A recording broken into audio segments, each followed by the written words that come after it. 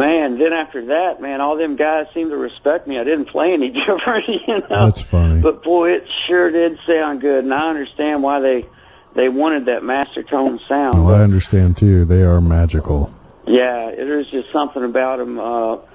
When you don't really understand until you play one, you know, and then once you've played one, you're just like, there's not another banjo you could play. Yeah. I don't know why they're like that. Yeah. And Gibson actually put a custom neck on it in Nashville when I worked for Opryland.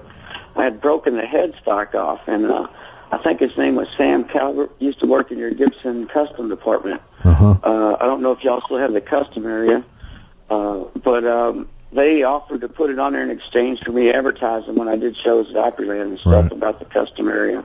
I don't actually work for Gibson. I mean, I'm contracted by Gibson to do that. I don't, but their banjo custom shop is actually at Opera Mills inside of the massive shopping area complex, that kind of replaced Operaland when they tore that down. Oh, no, it was a sad day for me, man. No kidding. I mean, that was, I don't know, you know.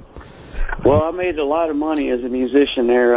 As a banjo player, it's really hard to find work. And they took me on, and I think I did 10 years there, mostly in a hotel for convention services. And I never thought in my life there would ever be a commercial job open for a banjo player. And it was pretty neat. Now, I wasn't really into all the rides and all that, you know, out there, but the music aspect was unbelievable. That's right. Well, when did you get into? I mean, in real life, when did you get into music? And was it the banjo your first instrument, or?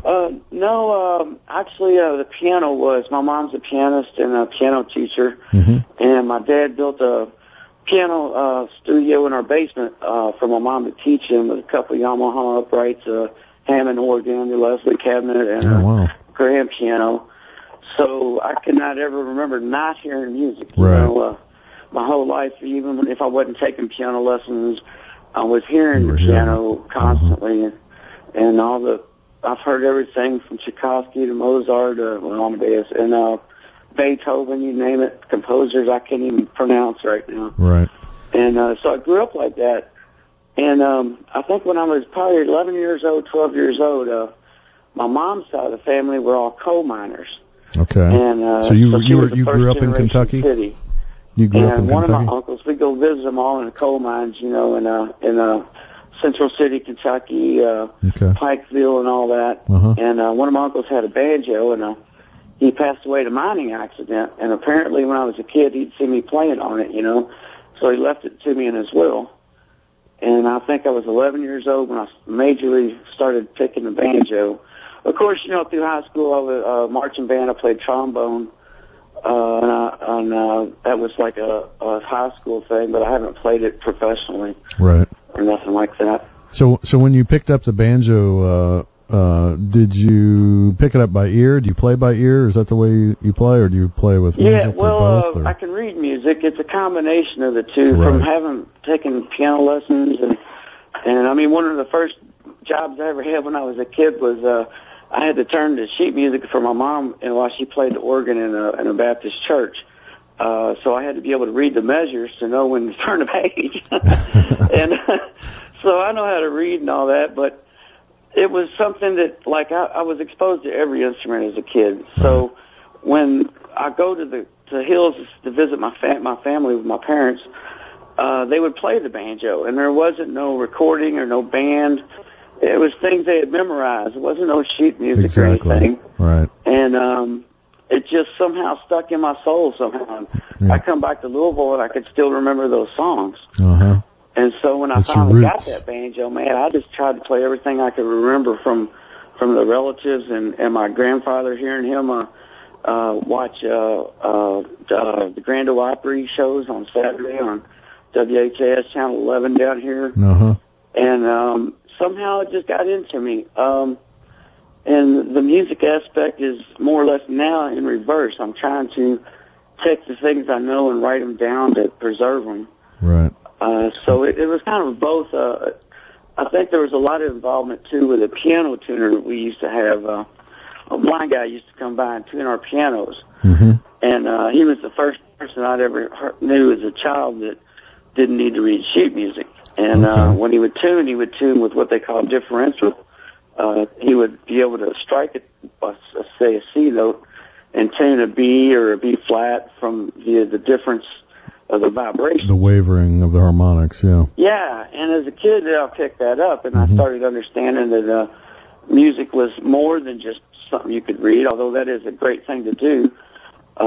There is something else that's inside, I think, of all human beings that allows us to create and be something, a way of projecting something that we are.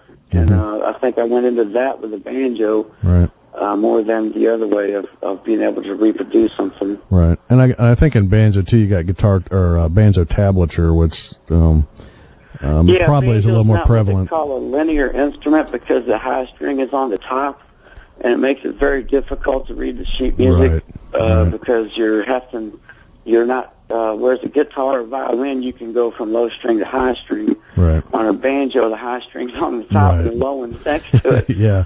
So it really messes you up when you're trying to sheet read. But the tablature is a main way of preserving onto paper how to play and everything. Right. Well, Cosmic, we were, I'm sure the audience here is dying to hear some of your music as I am.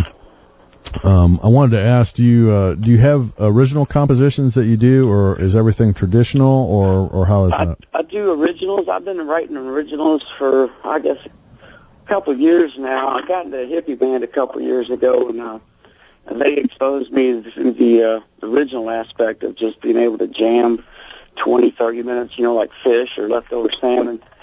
And really opened my mind up to stuff that I remember as a kid, like, composers my mom would play on the piano.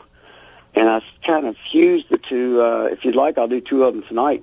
Yeah. Or maybe do one traditional and a couple originals. We've got, this is on Real Radio, so it cuts off at the top of the hour. So, you can play 12 minutes or so if you want, and then we can come back and play talk a couple minutes after that. But, do you want to give us a little introduction on what you might play, or? Sure, I'll do a traditional number. Let's see, I could do,